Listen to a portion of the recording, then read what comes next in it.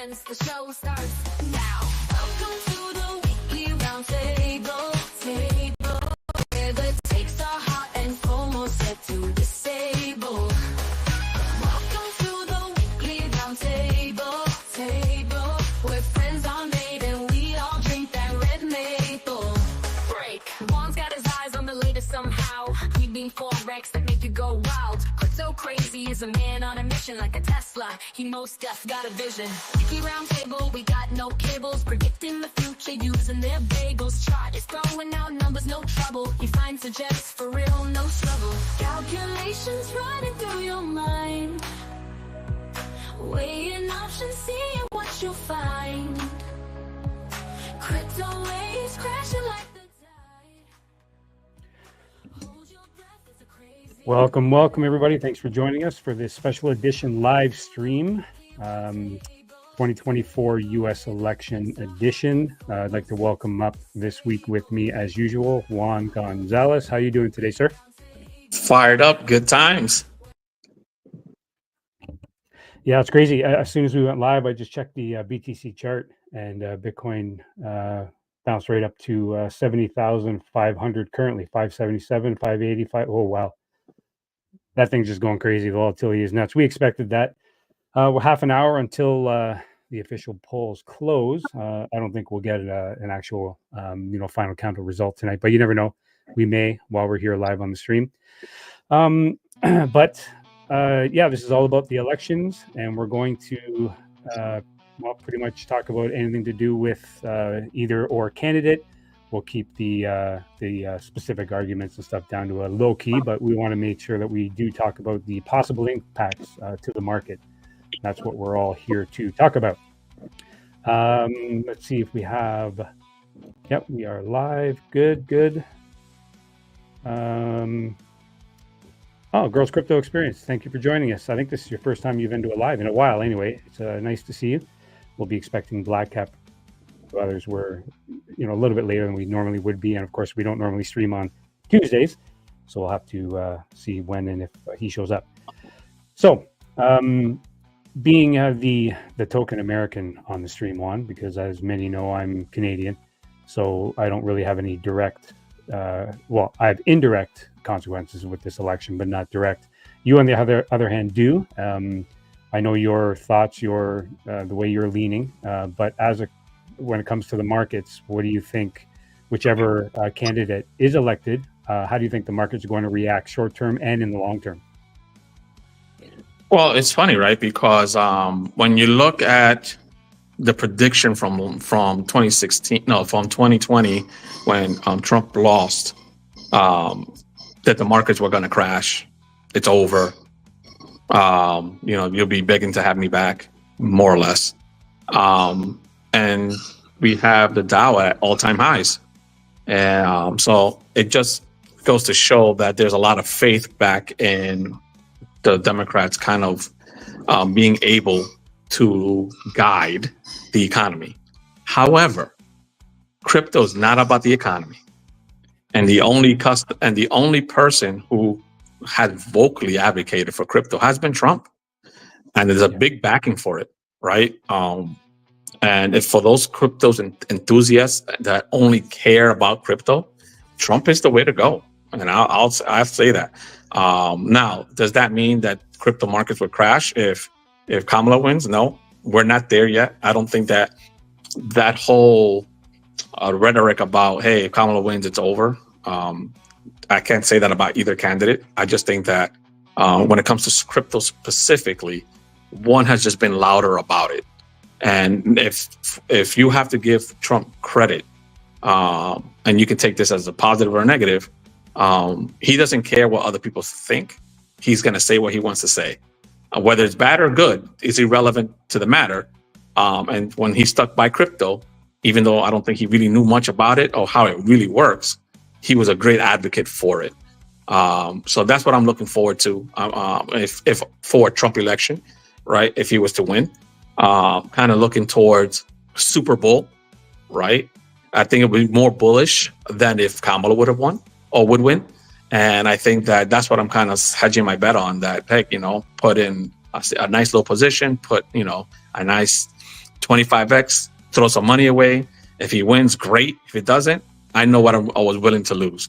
That kind of scenario, because his win would kind of really jumpstart the market. I agree. Update on the Bitcoin price. We're now at 70,950, so we're almost going to pass the 71,000 mark. But it's been around like crazy. So that will continue, I'm sure. Now, as you mentioned, it's no secret that Trump is pro crypto, but lately, the last half of the campaign for Harris, she has said that she will also help instead of hinder the crypto market. Not really sure what that looks like. We don't know if Gary Gensler will remain. We don't know what she's going to do with the SEC or any of that. But now, on your side, hearing this from her, do you think it was kind of a last-ditch effort to gain votes? Or do you think her and her campaign or her party, they're being honest and that they actually will be pro-crypto? I think the market thinks that she's being honest about it because of how the market's been reacting. Even when Kamala had positive news towards her, the market also gained, right? Mm-hmm. Which is rare. For example, when Biden had his little winning streaks versus Trump, the market would tank a little bit. You can see it both on the Forex side, you can see it on the crypto side, and you can also see it in the Dow Jones on the stocks. And you'll see little dips anytime you heard good news about Biden. Because again, the fear was if he won, it's over, right? All the fun was over. And you don't see that now with Kamala. It could be because her campaign was only like 100 days old, so that could play a role, right? Because remember, she wasn't really running for president since the beginning. Mm-hmm. But I think there's a lot of exuberance around the fact that she's going to deal with Gary Gensler. He needs to be dealt with one way or the other. Yeah. I don't care who does it. He needs to be dealt with. Yeah, it doesn't matter if you're a Dem or Republican. We both have the same common goal: get rid of Gary Gensler. That's for sure. Yeah, I mean, it's a disgrace when you have a guy going after people and coming away empty. If he would have came out with real wins, then I can at least give him some credit. Like he went in, he found some garbage, he's pulling it out. When you go in and you don't have a leg to stand on, and then you're literally being laughed out by the courts because you literally have no proof. I mean, you're just wasting taxpayer dollars at this point. New cryptos to court, which is, it's unbelievable to me. Like the latest one being IMX. Yeah. To serve them with a Wells notice. So yeah, you're right there. Again, waste of time, waste of the court's dollars, waste of where we can be prosecuting the right crimes. There was stuff that people are still waiting for money from what's this? The other guy who lost his money. I forgot it. What's his name again? Crypto Crazy. The big, the big company where they just lost all. They got caught, and they had I can't remember. It doesn't matter. Somebody will fill us in. But nonetheless, the people are still waiting for that money to come back to some of these owners here. Yes, FTX. I knew it would come. Thank you. Yes, we're both stuck there. But yeah, at the end of the day, right? And that's being held up in court. I think if there was a win, here you go, and you do nothing with it. So again, I think that there's a chance and there's an opportunity to get the FTC right by either side who takes over, and actually start doing some good legislation. Yeah, I agree. And this the enforcement by regulation or regulation by enforcement, just isn't working. It seems to, they're throwing wet spaghetti at the wall and seeing what'll stick. They're just taking whoever and whatever to court. No, that's just not the way to do it.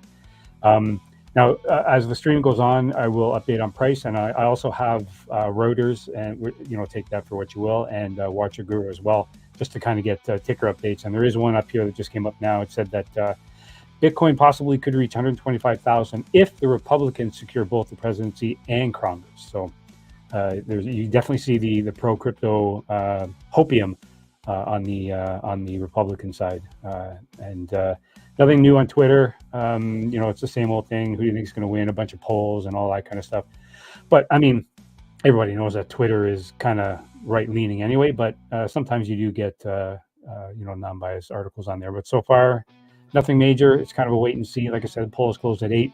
Whether or not we'll get a final count this evening or tonight, probably not. I mean, it's there's always the late ballots or what have you. So probably tomorrow will be the final count and the actual official announcement. But so far, the markets are reacting. I mean, it's too hard to tell. You don't know if they're reacting positively because of the leaning toward the Dem side, the Republican side victory, or just overall sentiment. We have had a bit of a dump the last 5 days, so this could just be a reversal, a natural turnaround in the market.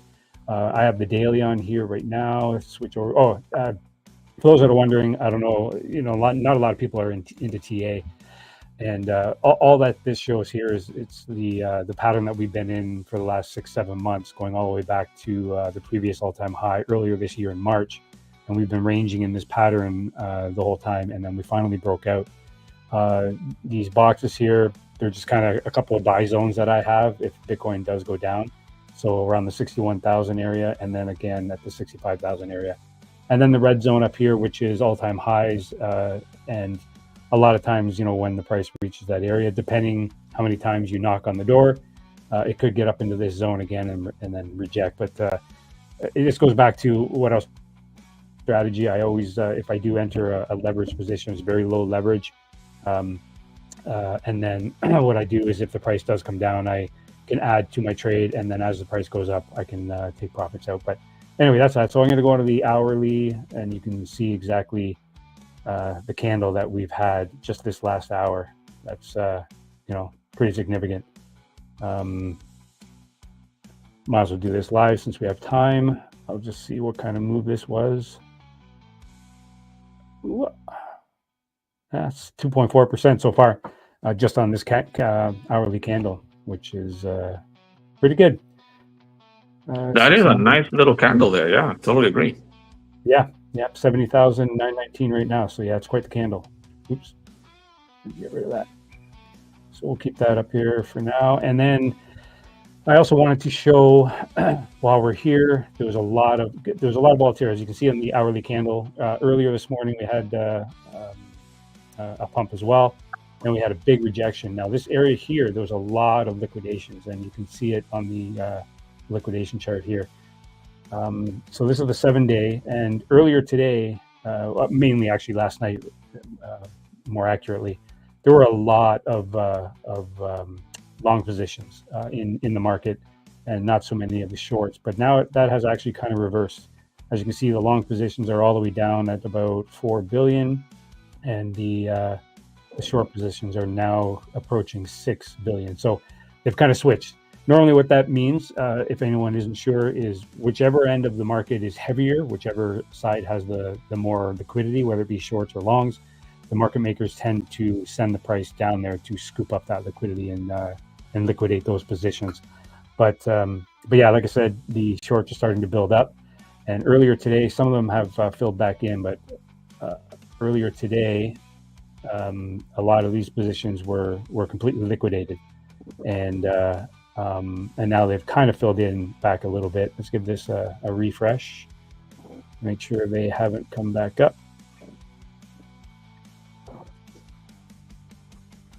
So on the daily, the longs have come back in since the price has gone back up. If we go to the 7-day, it's almost even now. Yep, shorts to longs are almost even. So be very, very careful with leverage trading, because at any moment, if the market makers want to take the liquidity that is down below before they head back up, that is what they'll do. Or they might just pump it like it is right now and take care of all the shorts that are still in the market right here. So that's the liquidation heat map. I like to reference that every now and then just to see how things are going. And Bitcoin is still ripping, 71,236 now. She is a flying. I'll put it back. Bitcoin chart for everyone to see. There we go. Yep, she is flying pretty good. Yeah, it looks great. I mean, anybody who put it a trade in yesterday probably be very happy today.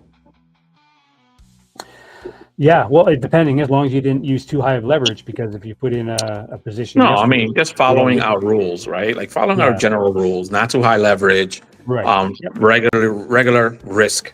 Today is gambling. Let's call it what it is. Today is a gamble. But if you put absolutely. in a measured trade yesterday, with your regular stop losses, I mean, you'd be happy right now. Absolutely. Yeah, if you were smart, you'd be doing well. Now, if you want to take a look down at the MACD here on the hourly, actually, I wouldn't mind checking on the daily because it looked like it was descending and then it was going to flip red, bearish, but then this green candle has, I'm going to go over the daily and see how the MACD is looking on the daily. Because I know we were heading into the red zone as well. And well, my screen has decided to take a while to load, so we'll just give that a second to load here. Yeah. In the meantime, though, when I look at gold, gold has been ranging. And like I was speaking to you about earlier, like if you would have hedged the bet in the middle, you would have won. If it went up, you won. If you went down, you won. And because it was so volatile, one simple lot in either direction, $1,000 easy. $1,000. It's Yeah. one of those volatility days when it's nice and ranging, it's very consistent throughout the day. And right now it's just had a nice little drop from 45 to 35, and now it's coming back up again, fighting against a full value gap. So very interested to see if it continues this trend throughout the night. And again, if you guys want to take a little gamble, Forex might be a nice way to earn a quick buck or two. Just looking at the Twitter feeds, nothing new, just, well, this says it all right here. Now we wait. Isn't it? That's what it is about, right? Yep. Okay, so we got, I wanted to see how a few other of our tokens are doing. So yeah, the Solana just shot up. It's up to 172. Sui is what, 208, almost 209. And then I also have in here Aptos, but I'm actually going to switch Aptos. I want to see how ETH is doing. Let it load up. Oop. Yeah, there's something really lagging my my PC today. I'm not really sure what it is, but anyway, let that load up. Look at those candles. I mean, that's what we wait for. And Ethereum as well. Yeah, Ethereum's up to 2,484 currently. Again, this is not us being prognosticators. This is typical for election days. We kind of, anybody who's been listening to us for a while, could have seen this as well. And I hope that some of you guys were able to take advantage of some of this volatility and see kind of how what makes this type of market so great, but also why it's so dangerous, right? That's why we don't advocate for high leverage unless you're willing to lose it. Yeah, that's just it. You got to make sure, because they say that that 90% of people that play with leverage trading, they get wrecked, and most of that is because of greed. To be quite honest, I've seen it many times before, and I've done it myself, especially in my early trading days, where I get into a trade and it's doing really well, and instead of taking profit, which you should always do, or at least closing your initial margin, taking that back so that you're playing on house money, I would add to my position, and that's the kiss of death, because as soon as those leverages get up high enough, because you're not the only one doing it, there are a ton of other people, and when it builds up and builds up and builds up, the market makers say, okay, time to scoop up that liquidity. They drop the price or pump the price, depending on where the most leverage is, and then they take it, and you end up getting liquidated before you know it. Biggest mistake you can make in trading is greed. Don't trade on emotion. Trade on strategy, the charts, and just common sense. Totally agree, and that's why I'm a big advocate of setting goals for what you would like to see, what would you like to reach, and then once you reach that target, do another TNA after you've taken some profits and put some in your pocket. Right?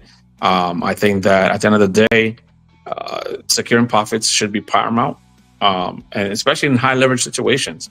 You don't have to look for that big candle. Sometimes that $50 that it went up on Bitcoin is another $250 that you didn't have. It can be up to $1,000 just on a $50 move because of leverage. Take it. Don't worry about what happened afterwards. If it kept going up, don't be like, oh my God, I could have made so much more. No, you came out ahead. Exactly. There's nothing wrong with that. No, that's the kiss of death. I mean, if you're in a trade and you take out a couple $100 profit and it keeps going, who cares? That's a couple $100 more than you had 5 minutes ago. And you can even call those risk-free dollars, because now when you want to re-enter the market later, you can say, you know what? I'm willing to take a bigger risk with these, right? It's risk-free. I want it. Let me see if I can, do a better TNA because of your past experience. And that's what trading is, man. Using your knowledge of the markets and your past experience to make better decision making today or at the moment. And if you show discipline, I mean, there's a lot of different trading styles, but if you show discipline, use low leverage, take profits when you get them, you can actually create an account that could keep you going for quite a long time.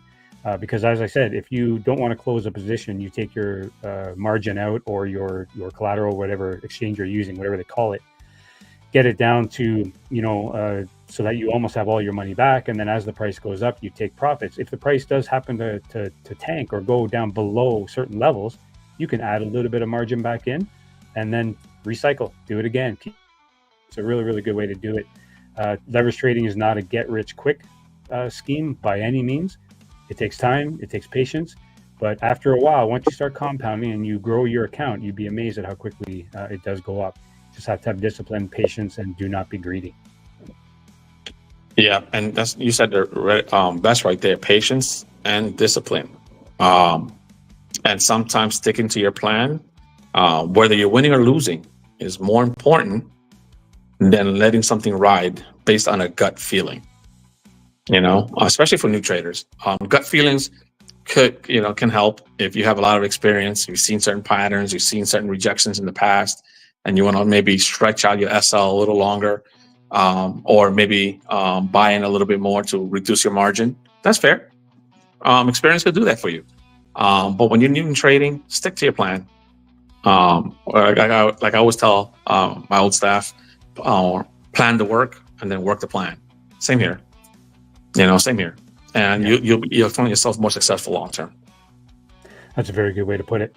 Okay, so let's get back to the election news or election opinions. As I had mentioned, we have most of the people that I know in the crypto space are either from the US or overseas. But the US friends that I've made through crypto, they're kind of split as to which way they want it to go. Now, if you're in crypto and you're in the crypto space, obviously it doesn't really matter which candidate is elected as long as it will benefit your bags. I mean, let's boil down to it. Anyone that's in crypto, that's what you want, whether you're an American or not. I know if you are in the U.S., having the right candidate to run the country for the next 4 years is also obviously it's a huge consideration. Now, without doing any political leanings, obviously, but I did want to ask you one. I want to hear some related to crypto or not, but I want to hear some pros and cons of either candidate if they become president. Well, there's a lot on both sides. Again, right? I mean, if you want to start with Kamala, again, she's the left person. Women are definitely leaning towards her. A lot of women support her move on protecting women's rights. And they believe in some of her vision, some, not all, of her vision on the economy, things that she would like to see different, things that could be better when it comes to housing. I think she's given out credits for building a business and building homes, which sounds really awesome for those who are interested in those things. Again, she's been kind of like the typical politician, right? that comes in the box, maybe over promises and under delivers. I can definitely see it happen. Those are the cons there.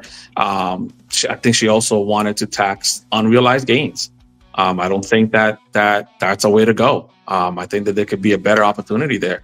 Wants to tax heavier tax on people who are in the top 1%. Could that be a good thing? Could that not be? Some people believe in the whole trickle down economics. I'm not a believer in one of those, but I can see why, right? Because you're hoping that people who do invest in these areas will continue to reinvest, and we can't do that if you're taking all their money into taxes, right? So there's definitely opportunities there. When it comes to Trump, Trump is a wild card, right? Because again, kind of says whatever he wants and does whatever he wants, and people kind of respect and admire that out of him.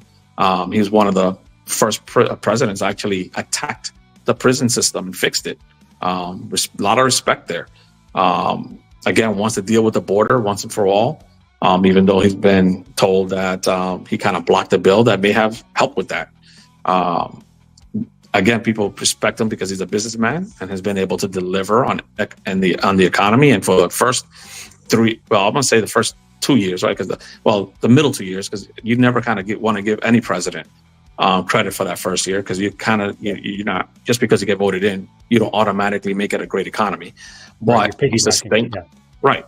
But those 2 years, he was able to not only sustain and lower inflation a little bit, but he was also able to raise the wages, the average wage. So good stuff there. But then COVID hit, things happen.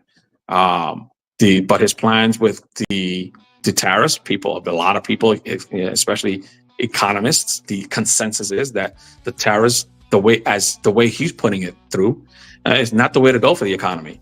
The downside too is that people don't believe in that he'll be fair with women, again, because of Roe v. Wade. So there's, I think, a lot of weight on both sides. And it ultimately comes down to what your situation is in your personal life and how do you want to vote? How does that affect you? And there's ramifications on both sides for me. And I'm, again, trying to be fair. But there's a lot of false equivalencies out there. But I'm going to let you as the audience decide which one you should listen to or not. At the end of the day, question everything. I was just having a conversation with one of my peers, and including my daughter, that don't go and just vote all blue, vote all red. Do your research, just like you do with crypto. There's a lot of similarity there. Do your TNA, write down what's important to you, and then match the candidate based on what's important to you, not based on some person that you listen to every day that may have leftist or rightist opinions. Question it, and then make a decision from there. We had a great voting, me and my family. We went out, took my daughter with me.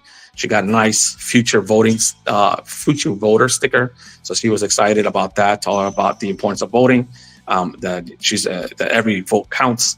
Don't let people diminish it from you, and why we do it and the importance of it. What I did notice, because I lived in multiple states, the voting machines and the way we vote is very different. So, maybe a lot of audience don't know this, but for example, in New York, they still use paper ballots, pencil, bubble it in, scan the machine. Yeah. But in in Georgia, I take my ID. They tie my ID to a key card. I take that key card, insert it in a computer, select who I want to vote for. If there's any referendums there, again, select those as well. It prints out with a QR code. I take that QR code over to the machine counter. I scan that paper in. It tells me right on the machine when it's been tallied, and tells me how many people that machine has tallied so far. So it's very different. And I don't know, it's because one side is like, okay, we're never going to win New York, for example, so why am I going to go so hard? Or Georgia is like, again, one of those flip-flop states, and hey, we need to get this right. But the fact that there's not this uniformity across the board, that's concerning to me, because I think everybody should have the system we have here. It's amazing. Yeah. Okay, that's a good segue. I did want to bring up something about the ballot boxes, but 1 second, we just got an update here. Donald Trump has won Indiana and Kentucky, and Kamala has won Vermont. So the results are starting to come in, which is good to see. Okay, so now on the voting ballot box. I'm not sure if you saw this actually, but I believe it was in California. There was a voter who had a camera hidden, who went into a voter center to vote. They asked him his name. He gave his name. They asked his birthday. He gave his birthday, but then followed by saying, or it might not be. And then they asked for his address. He gave his address, and then he said, or it might not be. And then he said, I know you can't ask for my ID, so you're going to have to take my word for it. They gave him a voter card and told him to go vote. Now, that kind of lacks in voting procedure. Does that concern you at all? Well, I don't know how far you can get with that system, right? But normally, when a person comes up to vote in any district or any county, the first thing is you have to be registered in that county. Mm-hmm. So let's say you want to come from Canada and vote in, and you want to be George Orwell and want to vote. First, there has to be a George Orwell in that county. Mm-hmm. Then that George Orwell, you have to be able to say his name and tie his address to that county. And then that county has specific locations where only you can vote in that location.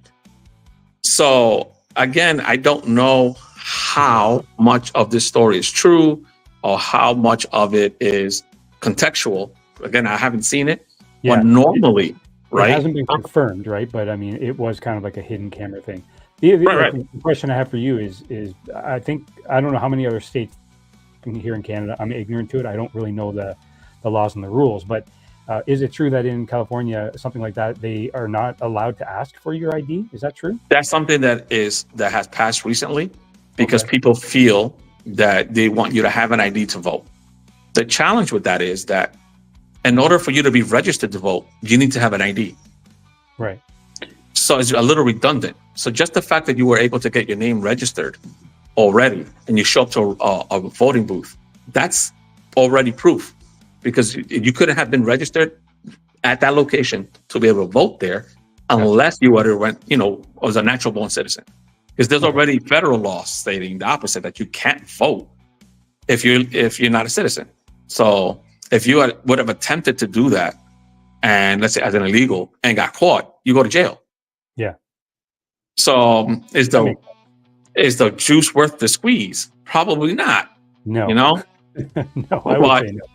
Right. So, and that's the challenge. And I think that's the conversation both sides are having, is really like, what is the true purpose of asking for this ID? Is it to disenfranchise those that don't have an ID for whatever reason? A lot of people don't like to carry ID with them. A lot of people don't believe in the government system the way it is, that they use it to track people down, so they don't refuse to get a driver's license.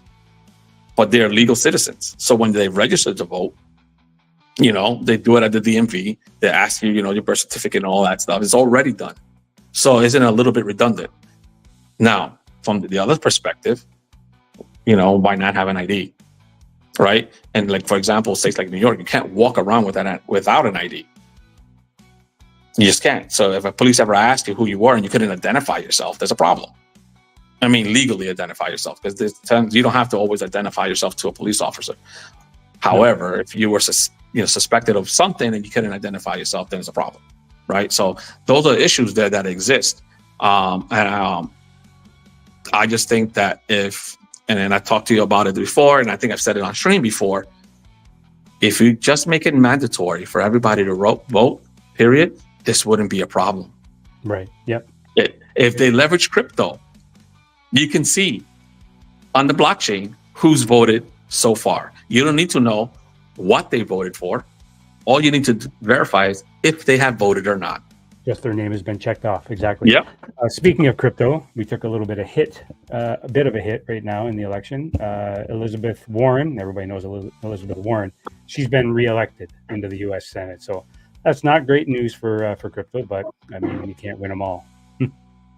Elizabeth Warren has been a strong proponent in a lot of other areas other than crypto.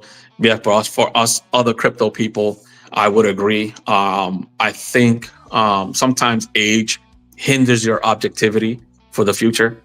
And in this case, Yep. you're right. I think it's time for us to, as a people, to either elect someone a little younger, right, in her stead. Maybe someone who's more in tune with the technologies of today to help Or us just move educate forward. the old fuckers.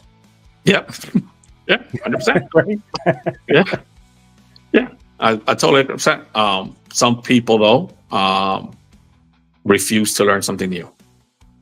You know, and I think that's what holds us back as a nation sometimes.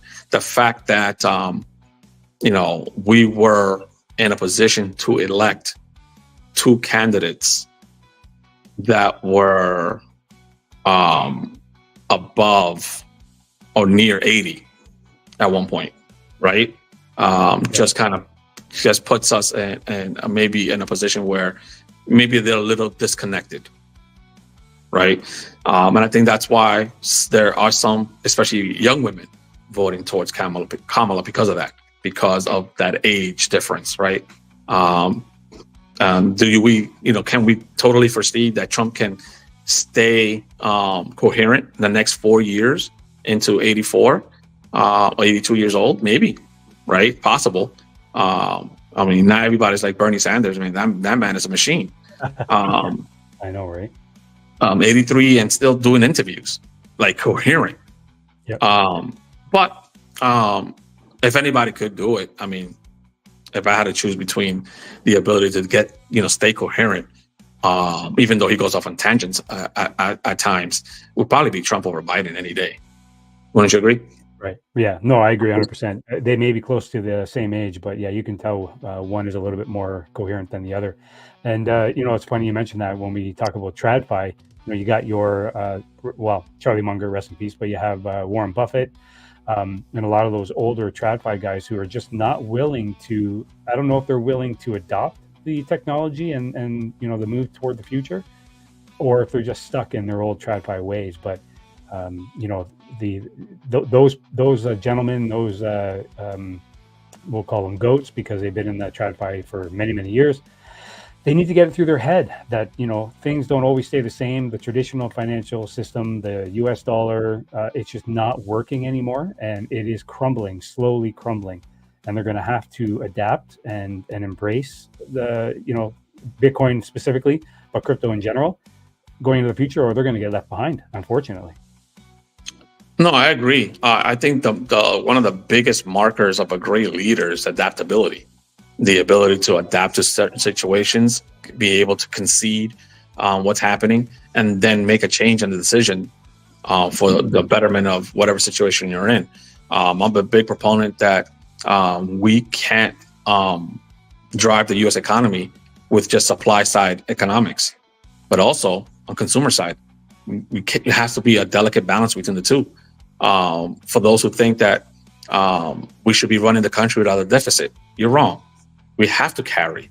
There's no way we're going to tax to a point where we can pay the deficit in one shot. We have to carry year to year, but we can be more responsible with it. So there's a lot of things that this administration, whoever takes over, will have to be able to show. And I think that as we move forward, what this movement has shown is the power of social media and where the future of marketing is going to look like for a lot of these presidents. And if they don't get in tuned with what's happening, they're going to be left behind. Yeah, absolutely they will. Just looking at the price there, it looks like Ethereum is going on quite a bit of a run. It's kind of outpacing the others currently. And as you know, Ethereum's been the dog for quite a few months now. It hasn't really done much at all. But maybe this will be the kick in the butt that it needs to get going. I was just going to check On, I'll show the tab. This is the Margex, and they had kind of a betting thing going on with the election, and it looks like this is the final results. According to the crypto people, obviously this is going to be skewed a little bit because, one, as you and I know, most people in the crypto space are kind of leaning to the right. They want Trump to win. Yep. So the betting on Margex reflected that. They had the final results where they had showed Trump winning 60.65%, and they showed Harris winning at 39.35%. So that's the closing on that one. I believe Pump Fun was pretty close as well, right around those same odds. But again, like I said, that's, you got to take that with a grain of salt because most people in the crypto space are hoping for a Trump win. So those betting sites are slightly off, but because the actual polls they were a little bit closer at closing time. I think they had at the very end Trump with a slight lead, but I mean it could go anyway. And we haven't really seen any updates as for any of the counts, so we'll just wait and see what happens. I'll tell you that at least for where I voted, the people were pretty split there as well. Very even keeled. Nobody was, out of place or out of tone. Everybody wishing their candidate the best. To be honest with you, it was a nice scene to say for the most part. No, nothing crazy. And at the end of the day, that's what we kind of want to come out of. I think in the States, when whoever wins, we come out of it more peaceful than we came in. And hopefully on our way towards rebuilding the nation and from within first, and then hopefully start taking care of the outside business next. I think the nation needs it. There's a lot of stuff to restructure, and I think the rhetoric needs to start dying down. Yep, no, I 100% agree with you. I just got a message, from someone in our community, and saying that something went wrong. They were trying to get on the stream, so I double checked on YouTube and everything is good. We are live, so I'm just going to tell him to refresh and try again. Had to make sure I went on YouTube to make sure that we were live, and we are. So just I'm checking myself right now just to confirm that we can get in. Yeah, it's playing. I'm on here. I see Black Cat typing. So we're seeing, what I did find shocking, there were a lot other candidates on the ballot today. So it wasn't just Trump and Kamala running. I think there was, what was his name? Let me see if I can pull it up. Some of the interesting names that came up. And they weren't affiliated with anybody in particular, any side. So that was because my daughter was asking about it, like, who's this? Like Jill Stein, he was on the ballot. Cornel West, he's always on the Bill Maher show. He was still on the ballot today. So I don't know if it has to do with the fact that they weren't allowed to pull out so late, right? And so I question, like, how many maybe votes may have they stolen from either candidate, right? Because a lot of people who don't want to vote on either side may have just closed their eyes and picked Rachel Fruit. I never heard of this person. That's a real name. Rachel Fruit, yeah. Or Raquel Fruit. I don't know. So yeah, there are different things there for us to kind of look into. But it just kind of shows that how sometimes even in America, I live here, I didn't know that we had so many people voting currently for president. So it's nuts. It's nuts. I think right now,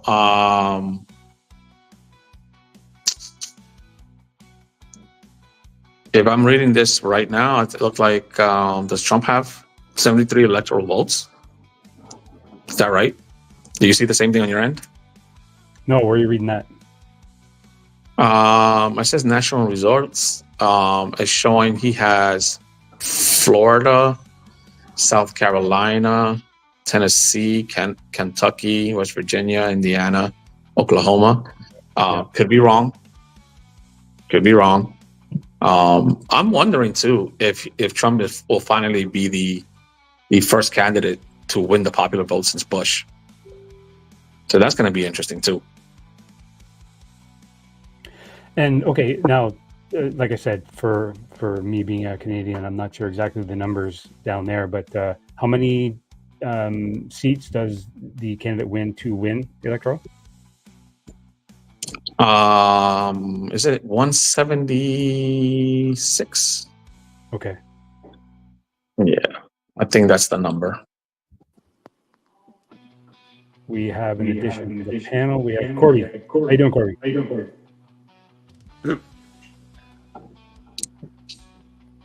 Not quite there yet. Oh, they need to reach 270. Sorry. Right, no problem. Whenever you're ready. Hey, Corey. Yeah, 270 is going to be needed to win. So that'll be, is it a steep hill? No. I can definitely see it where no one reaches that number. I could definitely see that happen. And it's always like this too. At the beginning of every election, no Democrat ever comes out ahead early in the voting. It just doesn't happen for a multitude of reasons. Democratic cities tend to be the most populous cities, so they have more people to count. So the results tend to come in a lot later. Democrats also tend to do more mail-in votes, and again, they get counted later. So a multitude of reasons as to why you're always going to see Republicans always eke ahead at the beginning, and then either fall back later on.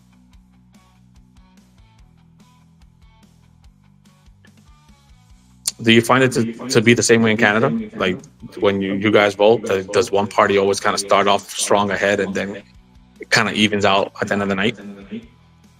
I was going to let Corby know to turn off the YouTube in the background. But yeah, it's the same thing with the Canada elections. You usually get, because a lot of times you'll get the results province per province as it goes along. And and then typically because of the Ontario and Quebec, Southern Quebec, they being the largest populated area, they'll be counted last. So whatever seats that each party has up until close to the end of the election, it could go the other way in a heartbeat because of the population that's in Southern Ontario. Nice. Do you guys have a lot of hosting parties as well, like waiting to see who wins? I know in the States it's like that. A lot of people do get together and watch the election. I'd imagine there are some, but it's obviously not such a big pastime as it is down in the States. Up here, we just kind of want to know the result. We don't want to be watching the lead up to it. We don't really care about the lead up. We just want to know who wins.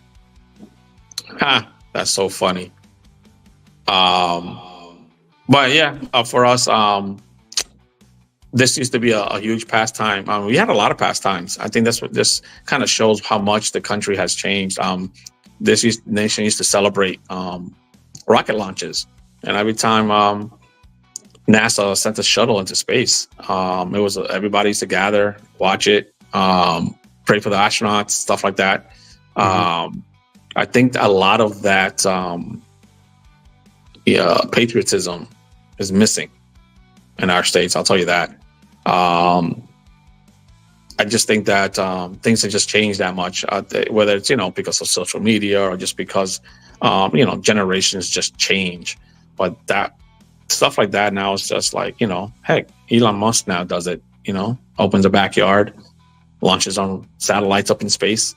I guess it's not as important, but, I kind of miss events that bring nations together, or at least our states together, and I'm hoping that, again, whoever wins kind of brings that level of civility back, because we need it. We need that togetherness. It's time to stop pointing the finger at each other and start holding our representatives accountable.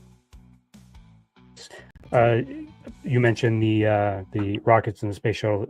Even up here, I remember obviously not recently because there hasn't really been any trips unless you talk about SpaceX, but there was a big thing up here in Canada too when the shuttles would go up and the rockets would launch. Speaking of which, I don't know if you caught that video of Elon and SpaceX had that rocket go up and then return back to its base. Isn't that incredible? Yeah, after many times failing at it, yeah, he actually got it working. It's just a testament to ingenuity at its finest. I'm never surprised by the human race. And here's one of the pioneers taking on a challenge, like, again, being able to reuse a rocket, which is the whole proposite for him working this deal with the government, is to have rockets that are able to launch and come back and reuse and to be able to be reused, because that's one of the most expensive things that holds back NASA from being able to kind of continue exploring and doing different things, is because the expense is just so high. And being able to reuse and land and have it kind of almost all self-automate, amazing feat. Excited to see what's next. And I'm hoping that fusion will start solving some of the energy crises that we're seeing across the world. Yeah, and I mean, there are a lot of innovations going on, a lot of people that are capable of breaking that barrier, but I'm pretty sure Elon Musk is one of the ones that is going to be first to crack that. Maybe not him alone, but with a team, because he's already done so much innovation with those self-autonomous robots. I'm sure you saw that event not too long ago. I mean, they looked kind of silly, but the fact that they did what they did was pretty incredible. And then of course Tesla and the vehicles, they have the latest update where they can literally drive 85% of a journey on their own, and with no human interference or help whatsoever, which is really, really cool. But yeah, I mean, innovation is coming, and it's phenomenal, and I can't wait to see what's coming next. Yeah, I'm impressed with him trying to improve quality of life for humans. Right, has those projects where he's connecting the human brain in different ways. He's actually, I think they had one where someone who's normally unable to speak starts speaking through the computer. And that's just amazing, being able to just re-communicate with loved ones at the blink of an eye, or more like a blink of a thought, right? So I'm seeing these things being overcome. It's kind of what always kind of made America great. And again, nothing against Canada, but when it came to technology and innovation, America was always known to be at the forefront of it all, whether it was the Hiroshima bomb, whether it was the advent of flying cars. If it was to happen, there wasn't Japan. There was always going to be America. So I'm hoping that entrepreneurs like Elon Musk continue to push the boundaries of what we can do here as human beings. Mm-hmm. And I'm not even an Elon Musk fan, just FYI. I'm just not. However, I respect what he's able to do for us. Yeah, I don't want to say that he's on the spectrum, but it seems he's got quite the high level of intelligence, and a little bit socially awkward, but I guess that's what is the perfect recipe for a genius, is what they say. We're having a bit of a pullback, slight pullback on. Well, never mind. They're already starting to go back up, but yeah, this is really nice. I mean, volatility. Most people get a little bit worried about it or don't like it, but when it's volatility to the upside, we can't really complain. I haven't had any new updates recently. I guess the news channels are just not covering them right now. Are you seeing anything on your side? No, I think it's people are just counting in right now. So when I was voting, they were on a strict schedule, meaning like every maybe 1,000 people or so, or within certain time intervals, they kind of stop everybody, start doing counts, and then resume with the voting process. So I think that as we head towards the later parts of the night is when we're going to start seeing more and more of these counties being counted. But like the major states, the East Coast states, we're not going to hear any of that until much later. much, much later. Yeah. So I'm looking forward towards that. Awesome. I'm gonna. Oh, Corby's up here. I just want to get a quick hello from him. How you doing, sir? Hey, what's happening, bud? Not too much. Not too much. Yeah, I think for whatever reason, you and Juan were having a bit of an echo, but that's all right. So I don't know if you've been following the election or the campaigns and stuff like that, but being another American, you're in the upper states. What's your view on the whole thing, and do you have any predictions on who's going to win? Put you on the spot. Well, I'm just hoping for no more 2 a.m. ballots this year. Good point. So, I mean, it's a tough place to call for anyone right now. Yeah, it's so close. I mean, everyone has their own perceptions of the economy is doing well, the economy is doing bad. We live in a very divided country right now. So, I mean, it's a very tough thing to call. Because I have a lot of friends that they believe if Trump is elected, there will no longer be any ever legitimate election ever given in the States. And then on the same side, I have Republican friends that believe that if Kamala is elected, we will never have an election again, and there will be World War III. So it's a complete toss-up. Wow, when you put it like that, is there a third choice? No, that is how divided. What's it? Podcast. That is how divided the country is currently on this. So, well, I haven't really said this many times lately because we have a dictator running this beautiful country we call Canada. But I think for now, I'm going to choose Canada. I'll stay up here, my nice cozy snowsuit, and watch down at you guys and see what transpires. And once all the leaves are shaken out of the trees, then maybe I'll come out of hiding and see what's going on. Mm-hmm. So, but on your favorite token, I just saw the Q3 report on Solana. Yep. Kind of bullish, isn't it? Just a bit. Yeah, just a bit. I think it's had its cool off and it's ready for the next phase. I mean, the entire market is, but Solana especially, and you can throw Sui in that category. But yeah, Corby, you were on our early days on the Twitter Spaces back when I was calling Solana at $30, $35. I was telling people, this is the one, you got to get on it. And here we are now. I think you bought it at $9. Yeah. Yeah. Well, I wasn't really telling anybody then because people would have thought I was crazy.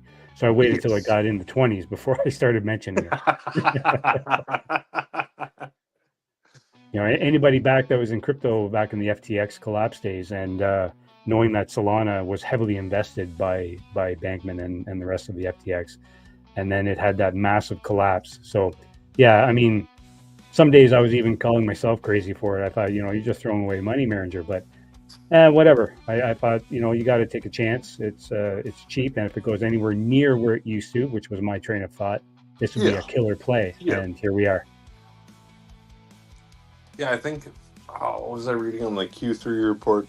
I think what are they up, 300% of profit in quarter three? Yeah. And what's mind-blowing about that, I know we're a little off topic here, but what's mind-blowing about that is the market cap of Solana is only a third of what Ethereum's is, but yet it does twice the amount of volume and transactions as Ethereum. Like, just put that in perspective for a second. That's just crazy. Well, I don't know if anyone remembers Ethereum, I wouldn't call it post-COVID, but like mid-COVID. Like, you could even pull it up on your chart right now just to show people. It was dirt cheap. Dirt cheap, yeah. Like, people were buying it for $50 to $100 a token, and then it rallied to $5,000 a token.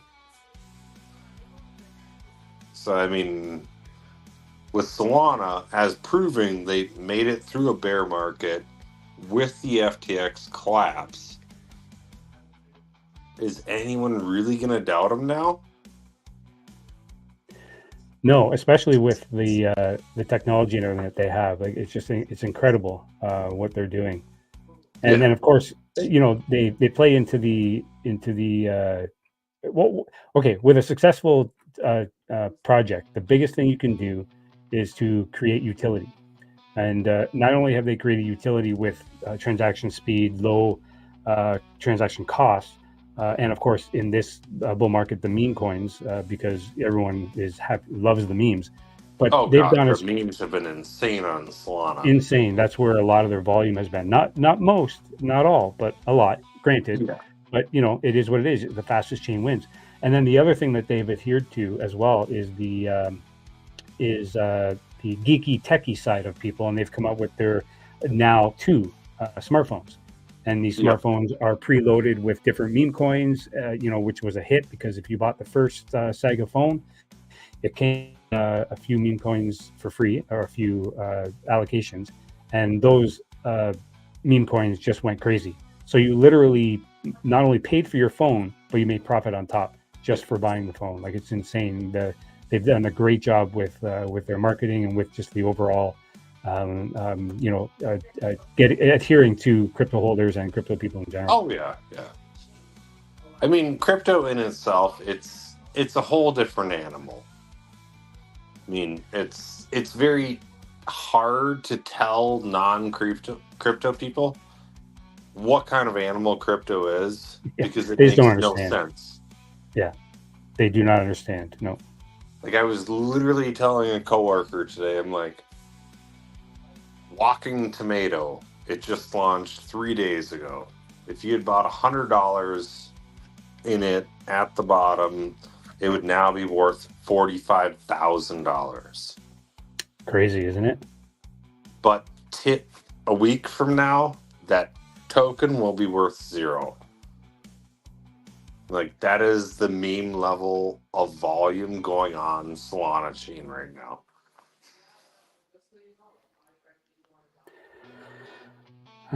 Okay, I'm going to. Yes, you're absolutely right. And I mean, it was partly luck that I chose Solana as my number 1 pick for the bull market, but I did do my research and I saw what was coming. How long was I talking about the Saga phone and stuff before it finally came out? And I said, don't sleep on this, guys. Don't sleep on this. And then, look what happened from there. Bring Juan back up. I just saw something here. Hopefully there's no echo. You good here, Juan? You tell me how I sound. Perfect. Just saw a thing here. Trump takes a slight lead in 2024 election results as of right now, which, mind you, this is only the East Coast that has been counted. They haven't even done any of the West states and a lot of the central states. But Trump is holding a 54% lead, 54% of the vote, to Harris's 44. The counts continue. So far, it looks like Trump is leading, but, heading out west, anything can happen. Well, that's the whole thing, right? Like I said before, a lot of the bigger states haven't been counted, like New York, still not on there. That's a huge amount of votes there. We still got Washington, Oregon, California, and those don't get counted till like 11 p.m. Because obviously the time difference, right? However, when you look at the battleground states, Florida, looks like with 91% of the precinct reporting in, already has Trump winning it. I think 56. Georgia. Yep. Yeah, and that tends to be the way. Sometimes it gets closer, but that tends to be normal for Florida. Georgia right now is Trump is holding it 55% of the way, but again, only 50% of the precincts are reporting in, so we still got a long way there. Yeah. Kamala holding onto Michigan by 57%. Surprisingly, Michigan tends to be red, but not this time. So, but then again, just 5% of the report coming in, but normally they don't tend to win this early. North Carolina, very tight there. It's like 49.5%. So that's an interesting race right there. PA, and I think both parties have spent a lot of time in PA, but has Kamalo up by 71% right now. Wow. Yeah, so that's interesting. That is could very be. interesting. I thought Trump had swung that state, but I guess not. Well, he did in 2016, and then lost it to Biden in 2020. So, again, because PA being, I'm assuming, right, more of a military type state, Liberty Bell, they respect their army there. They do allow mail-in ballots, and they tend to come in later. That played a role in 2016. So we'll see. Arizona still not up, Nevada not up, and Wisconsin not up. The reason I mentioned those are the key swing states. I'm not saying that all other states are not important. They're definitely important. We're also looking at Minnesota and Wisconsin as being a key swing state. Yeah, Minnesota I don't have here. I don't know why, but you're right. Minnesota is definitely a key state there. I mean, obviously, it's going to lean blue because VP historically had done it. Mm-hmm. If it does go red, that's obviously going to be a pretty big shock, because it'd be kind of odd for its own state not to vote for their governor as vice president. Especially when he's done a good job as he has done. Remember, Walz was one of them. Walz was actually elected by Trump on the board of governors. Hang on. You're talking about Tim Walz doing a good job? Yeah. He's destroyed a thriving economy. This is not by my standards. This is by Trump's standards. I know it's not, but this is by me working in that state for the past 15 years. The metropolitan areas have been turned into modern ghettos post George Floyd. From my own perception and the people I know that live there.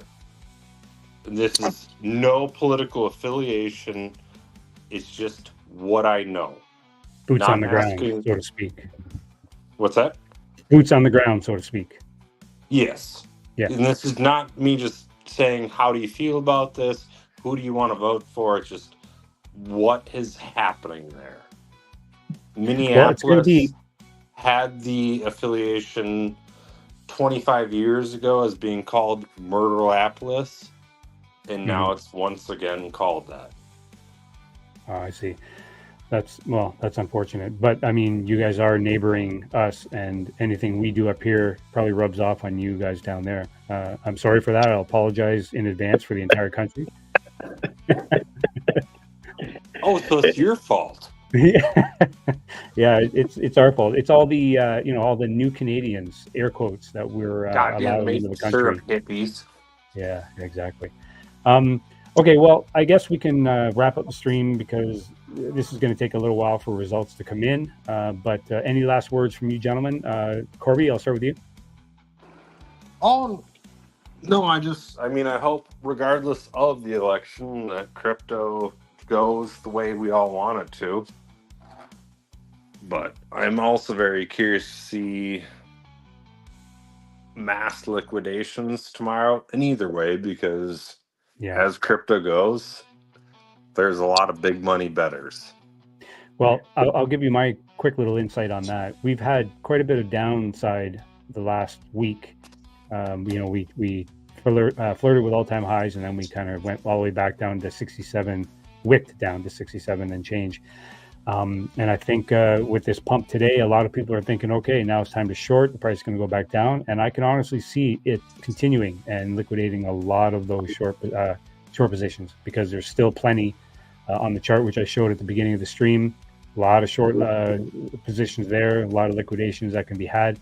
And I think the market makers are going to want to get that liquidity out of the market. So I think we can see a surprise continuation up to get rid of all that before we do head down. But we'll have to wait and see. Juan, what about you? Any last words from you, sir? Oh, definitely.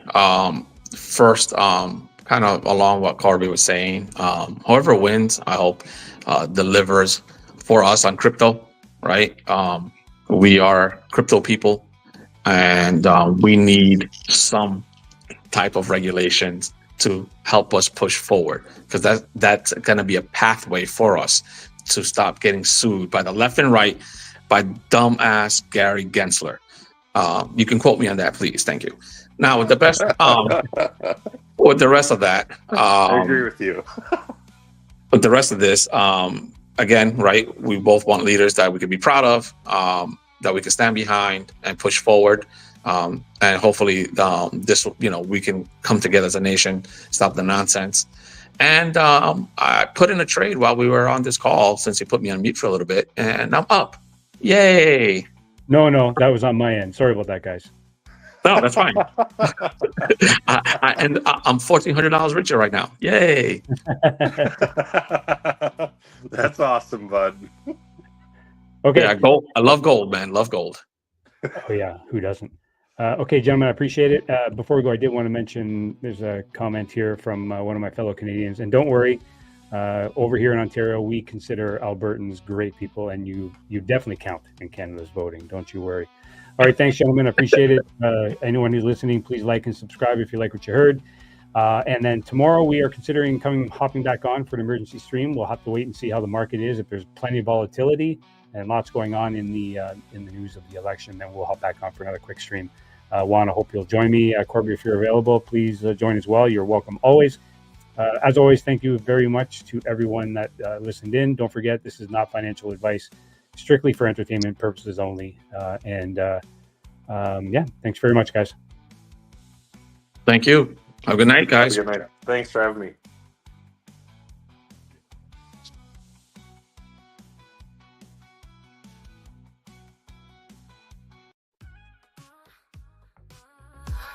Get around to the radio. Yeah, grip the friends, the show starts now. Welcome to the weekly round table, where the takes are hot and FOMO set to disable. Welcome to the weekly round table, where friends are made and we all drink that red maple. Break. Juan's got his eyes on the latest somehow. We being forex that make you go wild. So crazy is a man on a mission like a Tesla. He most def got a vision. Weekly round table, we got no cables. Predicting the future using their bagels. Chart is throwing out numbers, no trouble. He finds the gems for real, no struggle. Calculation.